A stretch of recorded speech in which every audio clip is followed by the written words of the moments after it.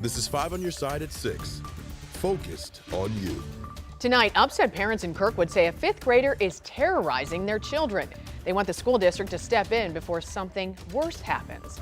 Good evening. Thank you for being with us. I'm Ann Allred. Those parents spoke this week at the Kirkwood School Board meeting, each one pleading for leaders to take action.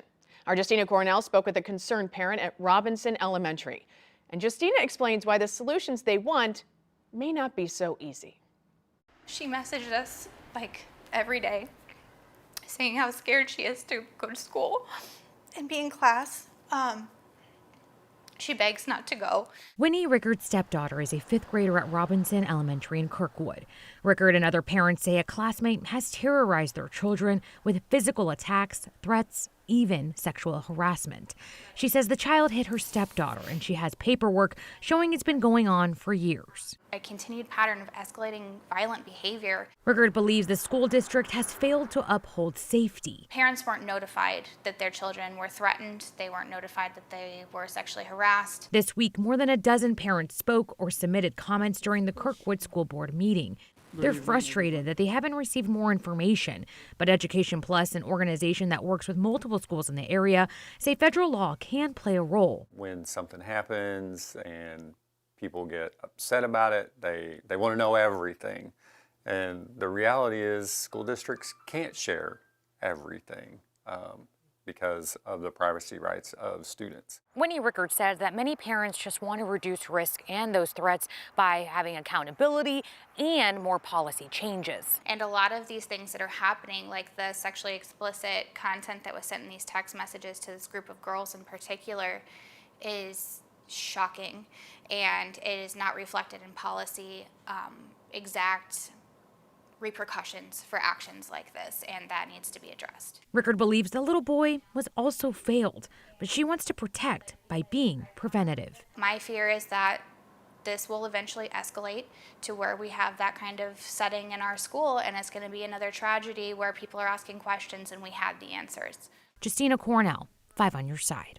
The Kirkwood School District sent 5 on your side a statement. It reads in part, it would be in violation of the policies meant to protect student privacy, as well as state and federal law, to directly address the information from the public comment period. If families or students report concerns about student safety, we take it very seriously and are sure to involve our counseling team, safety and security team, and student services team as appropriate.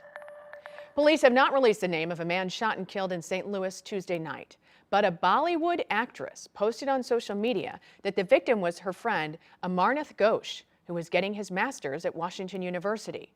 She says he was shot several times while out for a walk. Police responded to a shooting around 7 o'clock that night at Del Mar in Clarendon. When they arrived, they found a man lying dead on the street. So far, no arrests.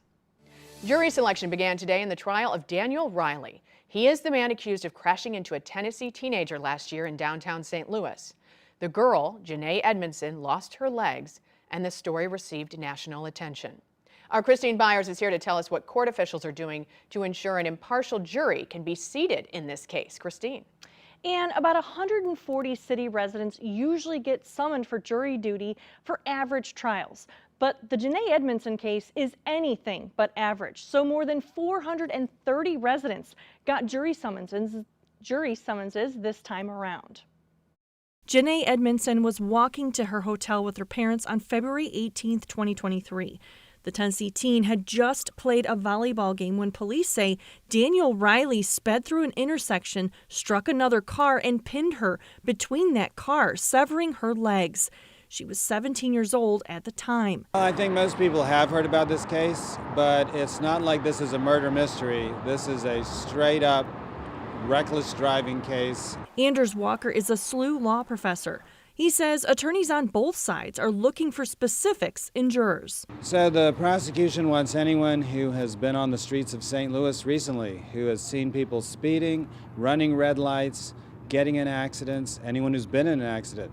The defense will want someone who's never driven or been outside. Riley's assault charge carries a maximum of 7 years. Prosecutors could push for much more time if he's convicted of the armed criminal action charge. Walker says given how many deadly and serious crashes there have been in St. Louis, he believes the circuit attorney's office has a tone to set. This needs to be tried in St. Louis City.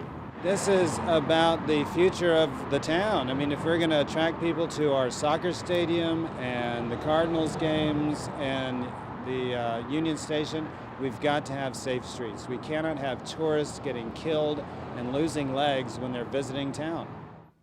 Opening statements are expected to begin Tuesday, and I just learned that Janae's father is expected to testify first, and Janae will likely testify last. The crash that injured Janae Edmondson, as well as a recent string of deadly crashes, has St. Louis city leaders searching for solutions. The latest happened last night on Convention Plaza near the Dome. Police say a man driving a Ford Taurus crashed into a pickup and flipped. The driver of the Taurus later died at the hospital. 2 people in the truck are hurt. Aldermen have been debating the best way to keep crashes like this from happening. Alderman Rasheen Aldridge supports red light and speed cameras, but he says it's not the only solution.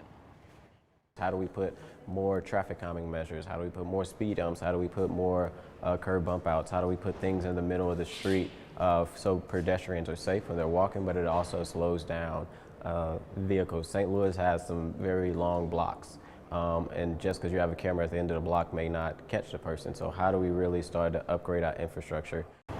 Alderman Aldridge says he wants to start roundtable discussions about traffic and pedestrian safety.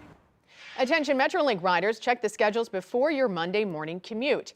A 2-mile stretch of the Metrolink that was damaged by a flood in 2022 will fully reopen next week. 5 on your side's Travis Cummings brings us up to speed. And I really rely on the train and the buses to get to work. It takes me an hour and a half to get from home to work. I work on the other side of town. So if there are going to be any changes to the train schedules, we really need those to be good changes. Sometimes Aska Arnold hits the 2-mile stretch of Metrolink by the Forest Park to Bolivar station, the part heavily damaged by flash flooding in July 2022. It has led to delays for special operations to move trains through and impacted where Blue Line riders have been able to board and exit trains. Look, our teams have been working through the night, in the middle of the night often, 2 in the morning, putting new signal houses in, repairing our tracks, and all of that work thankfully is now done. And so we'll return back to that original service. Since the flood, Blue Line riders have only been able to board and exit trains from the eastbound platforms at the Skinker Station and the University City Big Bend Station. We'll now have dual platform access, which is great. That's how the system is originally designed, and it's going to be easier for people to get to our trains. If you're using the Metro trains on Monday, you need to know that your commute is likely going to be impacted. That's why it's important to go online and check the schedule. You can check online, they can call our customer service line. We'll have folks out there, but we also have nice big signs and banners notifying which side of the platform to go on. When it comes to communication, it's a two-way street. You just want them to know, yeah, we're relying on you. Keep trying hard, because if we're late, then it's a domino effect for all of us. Travis Cummings, 5 on your side. Coming up, you may not recognize his name, but you probably know his work, remembering Bob Heil, the man who changed rock and roll forever. Plus, a local firefighter's show of strength, the competition he hopes to crush this weekend. And weather-wise, if you're headed out now, we're in the 40s, jacket weather, a great-looking sunset, and we're clearing, but areas of fog tonight, and then it's warm and windy for the weekend. I'll have the numbers coming up.